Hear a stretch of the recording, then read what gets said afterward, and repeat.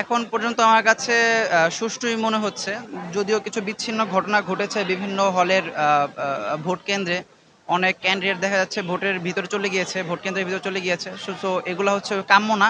But তাছাড়া এই বিষয়গুলো যদি উপেক্ষা করি, ছোট, ছোট বিচ্ছিন্ন ঘটনা আমার কাছে এখন পর্যন্ত ক্যাম্পাসের পরিস্থিতি সার্বিক দিক থেকে যথেষ্ট সুষ্ঠু এবং সুশৃঙ্খল মনে হচ্ছে। প্রশাসনের দিক থেকে প্রশাসন আমার দৃষ্টিতে মনে হচ্ছে যথেষ্ট ভালো ভূমিকা পালন করছে। কিন্তু আ ভিতরে কিছু হচ্ছে কিনা সেই বিষয়ে আসলে আমি বলতে পারছি না। না, আমার কাছে মনে হয় না, কারণ ডাকসু বর্তমানে ঢাকা বিশ্ববিদ্যালয়ে অত্যন্ত উৎসবমুখর একটা পরিবেশ এবং বৃষ্টি বাদল কিংবা ঝড় বৃষ্টি যাই হোক না কেন সবাই খুব সুষ্ঠুভাবে এখানে ভোট দেওয়ার জন্য এসেছে।